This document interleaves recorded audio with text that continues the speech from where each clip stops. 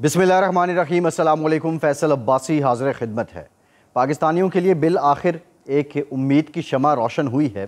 पिछले 12-13 महीने से पाकिस्तान के अंदर एक हिजानी कैफियत है, सियासी बेयकीनी है, सियासी अदम इस्तेहकाम है, सियासी बहरान है।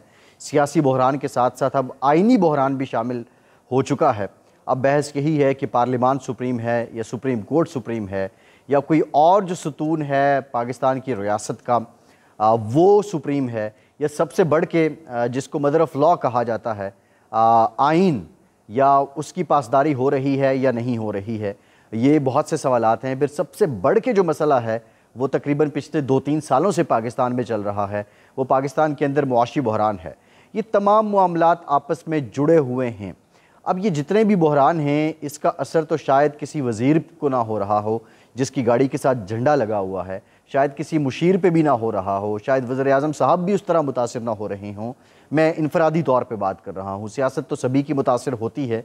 जब आम लोग, पाकिस्तान के अवाम खुश नहीं हैं तो पाकिस्तान की हुकूमत से भी लोग खुश नहीं होंगे और सियासी असर पाकिस्तान की हुकूमत पे आएगा। ईद के दिनों में ग्रास रूट लेवल पे ग्राउंड में जाकर लोगों से इंटरेक्ट करने का मौका मिला। यकीन मानिए कि वाक़तन ये अंदाज़ा हुआ है कि महंगाई इतनी ज़्यादा है, लोग इतने परेशान हैं, लोगों की क़ुव्वत ख़रीद ख़त्म हो चुकी है। और बाज़ारों में ईद के दिनों में जो आपने देखा होगा, रिवायती तौर पर जो रश हुआ करता था, शायद उस तरह का रश हमें देखने को नहीं मिला है। और वजह यही है कि जिन लोगों ने माल ख़रीदना है उनके पास अब उतने पैसे नहीं हैं। जिन लोगों ने माल लाना है उनके पास भी उतने पैसे नहीं हैं कि जितने का माल आ रहा है उतने का आगे बेचा नहीं जा सकता है। बहरहाल महंगाई तो एक हकीकत है और इस महंगाई की वजह से मौजूदा हुकूमत की आवाम के अंदर हालत इतनी अच्छी नहीं है। इस सारे का सारा जो फ़ायदा लिया है, अगर अवामी सतह पे देखा जाए, सियासी तौर पे देखा जाए, तो वो इमरान ख़ान ने लिया है। इमरान ख़ान ने इस हुकूमत की हर कमज़ोरी को, बल्कि जो कमज़ोरी अभी शुरू भी नहीं हुई थी, उसको भी एक्सप्लॉइट किया है। रीज़न ये थी कि इमरान ख़ान के पास सोशल मीडिया की सूरत में एक बहुत बड़ी ताकत मौजूद है। इमरान ख़ान और उनके साथियों ने बरवक्त इस पे इन्वेस्टमेंट की, बरवक्त इसकी प्लानिंग की और अल्टीमेटली उनको इसका समर भी मिला कि इमरान ख़ान की सियासत को सोशल मीडिया के ज़रिए ज़िंदा रखा गया है। और ज़ाहिर है अब हुकूमत ने जो भी इक़दाम उठाया उसकी मुखालिफत की, और इस अगर देखा जाए तो हुकूमत एक जानिब परफॉर्म नहीं कर पाई, दूसरी जानिब हम ये भी देखें कि इमरान ख़ान ने 9 अप्रैल 2022 के बाद से, जब से कौमी असम्बली से इस्तीफ़े दिए, फिर उसके बाद लॉन्ग मार्च किए, फिर उसके बाद पंजाब असम्बली और KPK असम्बली तोड़ दी, ये सब कुछ करने के बावजूद भी इमरान ख़ान इस अवामी हिमायत को यूटिलाइज़ नहीं कर पा रहे हैं। यानी जो इलेक्शन वो चाहते हैं वो इलेक्शन नहीं हो रहे हैं। यहाँ तक कि अपनी हुकूमतें गिरा दी, और हुकूमतें गिराने के बाद फिर जो पंजाब में या KPK में जिस तरह के मसाइल का उनको सामना करना पड़ा और पड़ रहा है, वो भी अपनी जगह मौजूद हैं।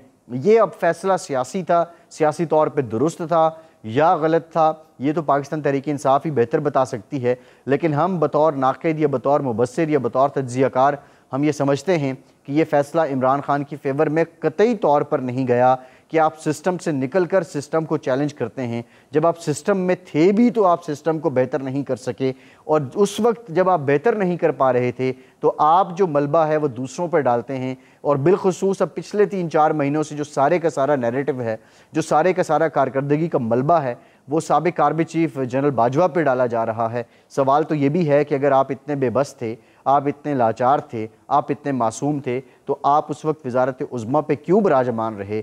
आपने ये अवाम को आकर उस वक्त क्यों नहीं बता दिया कि मुझे परफॉर्म नहीं करने दिया जा रहा, मुझे जनरल बाजवा परफॉर्म नहीं करने दे रहे हैं, या मुझे उस वक्त की इस्टेब्लिशमेंट परफॉर्म नहीं करने दे रही है? बहरहाल ये मामलात अपनी जगह रहेंगे। अब रिसेंटली जो बातें चल रही हैं, जो बयानात सामने आ रहे हैं, मैं उस पर भी बात करूँगा। आज ISPR ने भी बात की है कि जो साबिक़ आर्मी चीफ जनरल बाजवा हैं उनकी स्टेटमेंट को सयाक़ व सबाक़ से हट के बयान किया गया है। उसमें मौजूद जो सहाफ़ी थे उनमें से जब कुछ से बात होती है तो वो ये बताते हैं कि जनरल बाजवा ने ये कहा था कि हमें अमन की तरफ जाना चाहिए। अगर हम और भारत इसी तरह एक दूसरे के साथ लगे रहे तो ये मईशतें सिकुड़ती रहेंगी, और यहाँ तक मामला इस नहायत तक पहुँच जाएगा कि दोनों ममालिक के पास जो टैंक हैं उनमें तेल डलवाने के पैसे भी नहीं होंगे। बहरहाल अब इसको कैसे अब रिपोर्ट किया गया, ऐसे वक्त में ये बात क्यों की गई, ये बात करने का मकसद क्या था, ये एक अलग बात है। बहरहाल मैं समझता हूँ जब उन लोगों से बात हुई जो उस मीटिंग में थे, माह रमज़ान में ये मीटिंग हुई, उस मीटिंग में जो सहाफ़ी थे, ऑफ कैमरा ये मीटिंग थी, अब उनसे जब बात हुई तो वो ये कहते हैं कि ये बयान वाक़तन سیاق و سباق سے ہٹ کے پیش کیا گیا ہے۔ بہرحال اب جو معاملہ میں نے بات کی تھی امید کی، دیکھیے بہت زیادہ بات ہو رہی ہے۔ عمران خان نے پچھلے 5-7 سال میں اس پوائنٹ کو اسٹیبلش کیا، اپنے کارکن کو، پاکستان کے لوگوں کو یہ بتانے کی کوشش کی اور لوگوں کو ایمان کی حد تک اس بات کا یقین دلوا دیا کہ ان کے مخالف یعنی نواز شریف، آصف زرداری، مولانا فضل الرحمان یہ سارے چور ہیں، یہ سارے ڈاکو ہیں۔ یہ عمران خان نے لوگوں کو یقین کی حد تک ان کے دلوں میں یہ بات بٹھائی ہے اور دماغ میں یہ بات بٹھائی ہے۔ اب وہ بارہا یہ کہہ چکے کہ ان سے بات نہیں ہوگی۔ جب وہ حکومت میں تھے تو وہ کہتے تھے میں ان کو NRO نہیں دوں گا، لیکن ان کی یہ للکار ایک طرف رہی اور یہی لوگ مل کر اپوزیشن، جو اس وقت اپوزیشن میں تھے، وہ کرتے یہ ہیں کہ عمران خان کو تحریک عدم اعتماد کے ذریعے گھر بھیج دیتے ہیں۔ بہرحال NRO ملا یا نہیں ملا، لیکن عمران خان کو سیاسی طور پر چاروں شانے چت کیا اور تاریخ میں عمران خان کا نام رقم کیا کہ وہ پہلے پرائم منسٹر ہیں جنہیں تحریک عدم اعتماد کے ذریعے رخصت کیا گیا ہے۔ ایک تو بات یہ بڑی سیدھی سی ہے۔ اب دوسری بات یہ ہے کہ اب جو مذاکرات ہو رہے ہیں، میں یہ سمجھتا ہوں کہ عمران خان اپنے نیریٹو سے اگر پیچھے ہٹے ہیں، وہ ایک قدم پیچھے ہٹے ہیں، حکومت اگر ایک قدم پیچھے ہٹ رہی ہے اور وہ مل بیٹھ رہے ہیں، میز پر آ رہے ہیں، تو یہی پاکستان کی بھلائی ہے، یہی پاکستان کا فائدہ ہے، یہی پاکستان کی بہتری ہے۔ کچھ نہ کچھ تو چھوڑنا پڑے گا اور کچھ نہ کچھ لینا پڑے گا، کسی کو کچھ دینا پڑے گا، کسی کو کچھ چھوڑنا پڑے گا۔ لازمی نہیں ہے کہ جو آپ چاہ رہے ہیں وہ منو ان آپ کے پاس، آپ کی جھولی میں آ گرے۔ بہرحال میں خوش آئند سمجھتا ہوں، یہ خوش آئند مذاکرات ہیں، یہ عمل خوش آئند ہے۔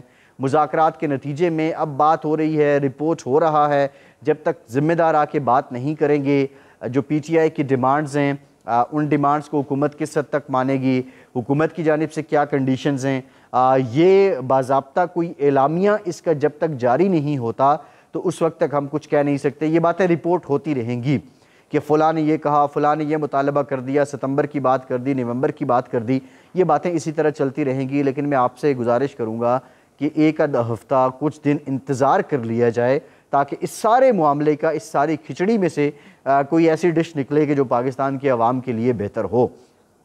ایک تو یہ بڑی امپورٹنٹ بات ہے کہ اس عمل کو اب ہمیں اپریشیٹ کرنا چاہیے، کیونکہ ہم بارہا یہ کہتے تھے، عمران خان پہ یہ تنقید کرتے تھے کہ آپ شرائط ختم کریں اور آ کے میز پہ بیٹھیں، حکومت پہ یہ تنقید کرتے تھے کہ آپ کی ذمہ داری ہے بطور حکومت کہ آپ اپوزیشن سے بات چیت کریں، آپ دوسروں کو بالکل یہ نہیں کہہ سکتے کہ دوسرا یا آپ کے مخالفین سیاسی حقیقت نہیں ہیں۔ سیاسی حقیقت ہیں عمران خان، سیاسی حقیقت جیسے نواز شریف ہیں، جیسے آصف زرداری ہیں، جیسے مولانا فضل الرحمان ہیں، جیسے MQM ہے، جیسے ANP ہے، جیسے BAP ہے، یہ سب کی طرح عمران خان بھی سیاسی حقیقت ہیں۔ بہرحال یہ عمل انتہائی خوش آئند ہے، لیکن 2-3 باتیں بڑی امپورٹنٹ ہیں۔ جو صادق سنجرانی صاحب نے سینیٹرز کے نام مانگے تھے، یہ وہ کمیٹی تو نہیں ہے، یہ دوسری کمیٹی مذاکرات کر رہی ہے۔ اس میں جو PTI کے لوگ ہیں، سینیٹر علی ظفر کے علاوہ شاہ محمود قریشی اور فواد چودھری، ان دونوں کے پاس بھی اس وقت کوئی پبلک آفس نہیں ہے۔ دوسری جانب جتنے لوگ ہیں وہ سارے پبلک آفس ہولڈر ہیں، جس میں اعظم نذیر تارڑ، یوسف رضا گیلانی، اسحاق ڈار، آج طارق بشیر چیمہ بھی شریک ہوئے ہیں۔ بہرحال حکومت کے لوگ ہیں، تو یہ بڑا میں سمجھتا ہوں کہ یہ بہت خوش آئند بات ہے۔ لیکن جو 2-3 سوالات اٹھتے ہیں کہ ان مذاکرات کا گارنٹر کون ہے، کیونکہ یہ مذاکرات سپریم کورٹ کے کہنے پہ، ان کی مہلت دینے پہ ہو تو رہے ہیں۔ سپریم کورٹ نے ایک جرگے کا، ایک پنچایت کا کردار تو ادا کیا ہے۔ سپریم کورٹ نے یہ بھی کہا کہ آئین کے ساتھ کھڑے ہو جائیں، آئین کے لیے بیٹھ جائیں۔ اب سوال یہ بھی ہے کہ آئین کے اندر جو کردار ہے، کیا ایک پنچایت کا کردار ہو سکتا ہے؟ اس پہ تو قانونی ماہرین ہی بتا سکتے ہیں، لیکن موجودہ حالات میں کیا کوئی نظریہ ضرورت گھڑا جا رہا ہے؟ اگر نظریہ ضرورت ہے تو پھر آئین کہاں ہے؟ اب یہ سارے وہ سوالات ہیں جو آئی تھنک ہمیں ان پرنسپل جب ہم بات کرتے ہیں تو اس پہ ہمیں ضرور سوچنا چاہیے۔ پھر سب سے بڑی بات یہ ہے، بظاہر تو اس پہ کوئی گارنٹر نظر نہیں آ رہا۔ دوسری امپورٹنٹ بات یہ ہے کہ ان مذاکرات کا کوئی ثالث بھی نہیں ہے۔ جو سراج الحق صاحب نے کوشش کی تھی، ثالث کیونکہ جب ہوتا ہے تو اس کی موجودگی میں بات چیت ہوتی ہے، ابھی تک تو اس میں کوئی ثالث نہیں ہے۔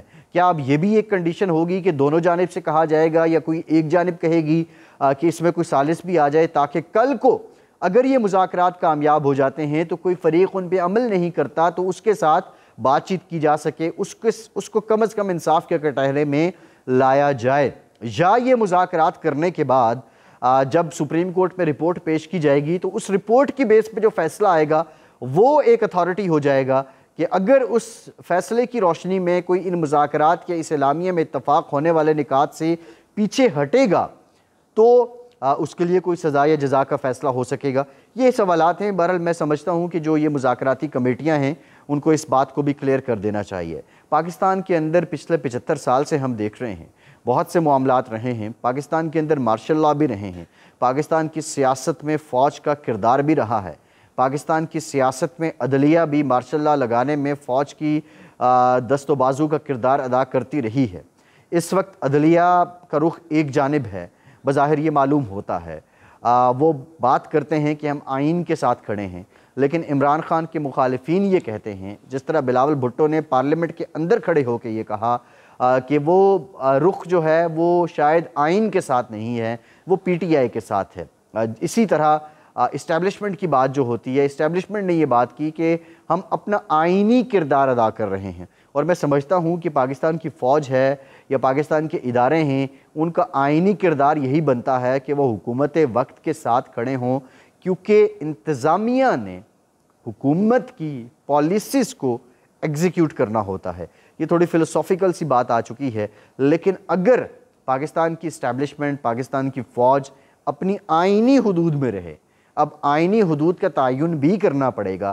آئینی حدود تو یہ بھی ہو سکتی ہے، یہ بھی ہے ان پرنسپل کہ جو سرحدوں کی حفاظت ہے وہ فوج کی ذمہ داری ہے۔ عدلیہ کی آئینی حدود یہی ہے کہ انہوں نے آئین کی تشریح کرنی ہے اور پاکستان کے عوام کو انصاف فراہم کرنا ہے۔ پاکستان کے مسائل کا حل یہی ہے کہ سیاستدان سیاست کریں، فوج سرحدوں کی حفاظت کرے، پاکستان میں عدلیہ لوگوں کو انصاف فراہم کرے اور عوام ان پر اعتبار کریں۔